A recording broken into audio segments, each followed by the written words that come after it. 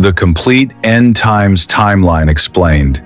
The sky grows dark, nations tremble, trumpets sound across heaven, a king appears in glory, the dead are raised, Satan meets his final defeat, death itself is destroyed, and a new heaven and a new earth emerge where sorrow can never enter again. But when do these events happen? What is the Bible's complete timeline of the end times? And what does Scripture clearly reveal without adding speculation? Before we uncover this breathtaking biblical timeline, take a moment to like this video, share it with someone who loves God's Word, and subscribe to the Bible Project for more cinematic Bible stories that faithfully bring Scripture to life. Few subjects have generated more questions than Bible prophecy. Some believe every headline fulfills another prediction. Others avoid prophecy altogether because it seems too complicated. Yet God did not give prophetic scripture to confuse His people. He gave it to strengthen their hope. From Genesis to Revelation, the Bible unfolds one grand story, a story moving steadily toward the return of Jesus Christ.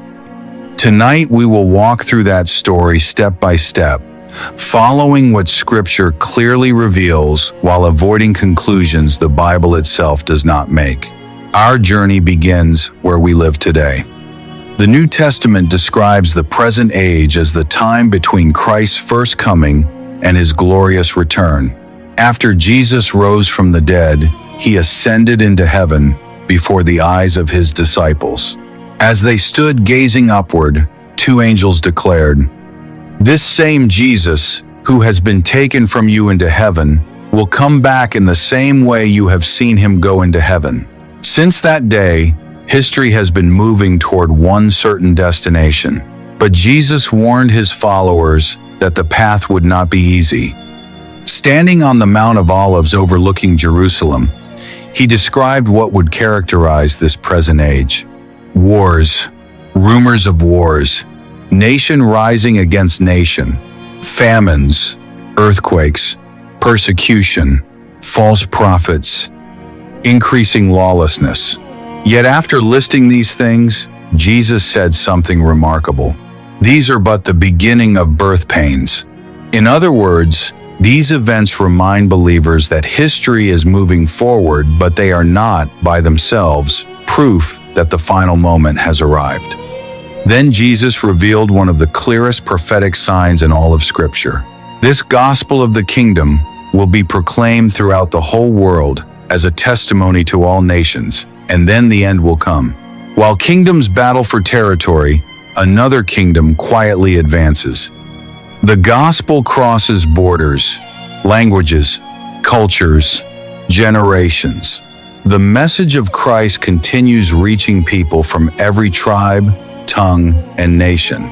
This is one of the great prophetic movements believers are called to watch.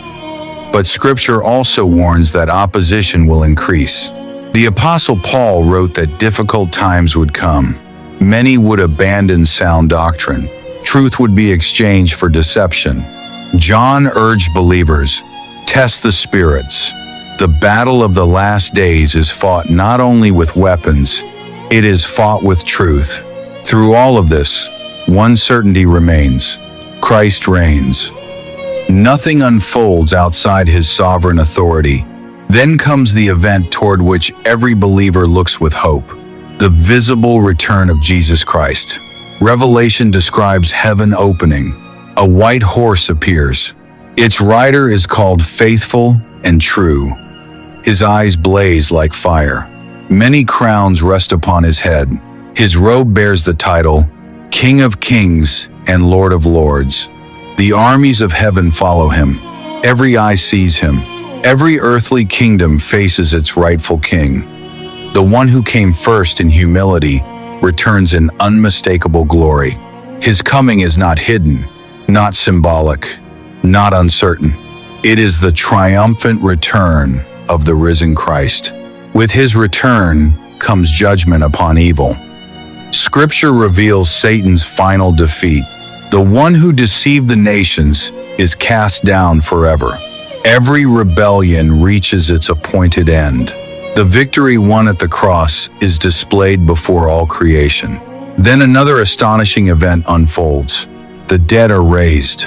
Jesus declared, "An hour is coming when all who are in the tombs will hear his voice and come out. No grave can resist him. No ocean can conceal those who belong to him."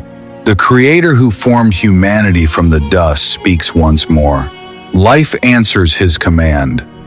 History itself pauses before the authority of its maker. Then Revelation presents one of the most solemn scenes in all of Scripture. The great white throne. Earth and sky flee from the presence of the holy judge. The books are open. Another book is opened, the book of life. Every person stands before God's perfect justice. Nothing remains hidden.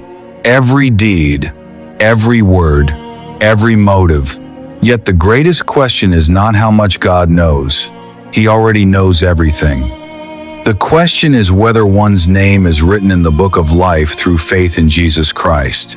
Here, God's justice is revealed without error. His mercy is shown to all who belong to his Son. Then comes one of the most beautiful moments in the entire Bible.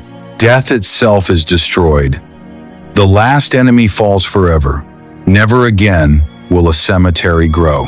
Never again will tears flow because of death. Never again will sickness steal another life.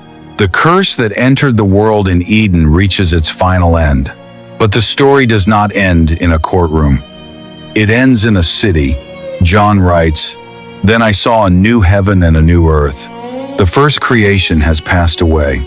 The new Jerusalem descends from God like a bride beautifully prepared for her husband. Its gates never close. Its streets shine with purity. The glory of God illuminates everything.